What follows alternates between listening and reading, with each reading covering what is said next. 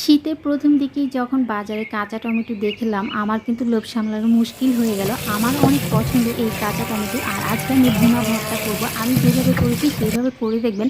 মাত্র 5 মিনিটে তৃপ্তি সহকারে যদি একটু ভাত খেতে চান তাহলে এইভাবে কাঁচা টমেটো ভুনা ভর্তা করবেন। আর এটা তৈরি করতেও খুব কম সময় লাগে। যখন রুচি থাকে না তখন কিন্তু আপনারা এইভাবে টমেটো ভর্তা করে খেতে পারেন।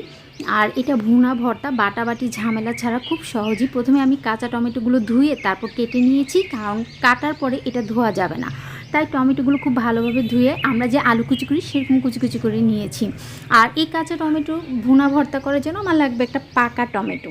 এই যে সবগুলো টমেটো আমি কুচি করে নিয়েছি, আর এখানে আমি ছোটো সাইজের একটা পাকা টমেটো নিয়েছি। এখন আমি ভুনা করব। আর এর আগে আমার লাগবে একটা রসুন। আমি টমেটোগুলো একটা সাইডে রেখে একটা ছোটো সাইজের রসুন নিয়েছি, সেটা আমি আগে থেতো করে নিচ্ছি।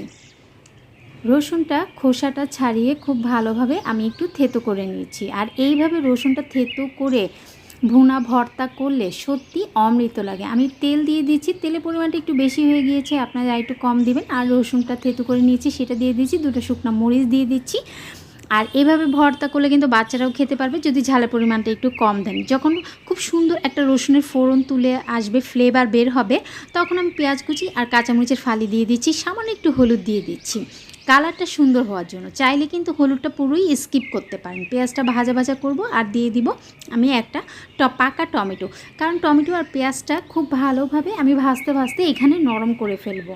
এখন আমি দিয়ে দিব লবণ। লবণ দিলে টমেটো আর যে পেঁয়াজ দিয়েছি সেটা কিন্তু খুব দ্রুত সফট হয়ে যায়। লবণ দিয়ে কিছুক্ষণ নাড়াচাড়া করে ভেজে নিব।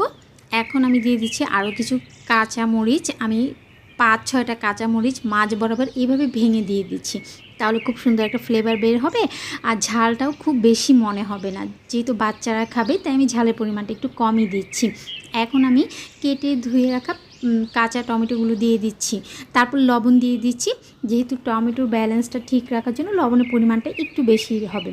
আর অবশ্যই পুরো ভিডিওটা আমার সাথেই থাকবেন। সাথে একটু সিক্রেট আছে যেটা ফলো করার কারণে আপনাদের টমেটোর ভুনা ভর্তাটা টেস্ট দ্বিগুণ হয়ে যাবে। এখন ভাজতে হবে, নেড়ে চেড়ে ভাজা ভাজা করবো, ঢেকে কিছুক্ষণ সিদ্ধ করে নিব। যখন 50%-এর মতো হয়ে আসবে, এখানে আমি হাফ চা চামচের চেয়েও কম চিনি দিচ্ছি। অবশ্যই খুবই পরিমাপে কম চিনি দিবেন, বেশি দিলে কিন্তু এটা খেতে মোটেও ভালো লাগবে না। 3 থেকে 4 চিমটির মতো চিনি দিলেই হয়ে যাবে। চিনি দিলে এই যে ভর্তার ব্যালেন্সটা একদম পারফেক্ট হয় এবং খেতে খুবই মজা লাগে। ভাজতে ভাজতে তেলটা কিন্তু প্যানের গা ছেড়ে দিয়েছে। আর এই যে আপনি দেখতেই পাচ্ছেন এটা কিন্তু সফট হয়ে গিয়েছে। এরপর যে আমি ধনেপাতা কুচি দিচ্ছি, ধনেপাতাটা না থাকলে স্কিপ করতে পারেন। এখন নেড়ে চেড়ে কিছুক্ষণ ভেজে নিব। আর এটা ভাজতে ভাজতে আমার লোভ সামলানো মুশকিল হয়ে গিয়েছে, তাই আমি গরম ভাত নিয়ে সাথে সাথে একটু ভাত খেয়ে নিচ্ছি। সত্যি আত্মাটা জুড়ে যদি একটু ভাত খেতে চান তাহলে এই টমেটো ভর্তাটা করে রাখতে পারেন। আর এই ভর্তাটা আপনার 1 সপ্তাহ ফ্রিজে রেখে খেতে পারবেন।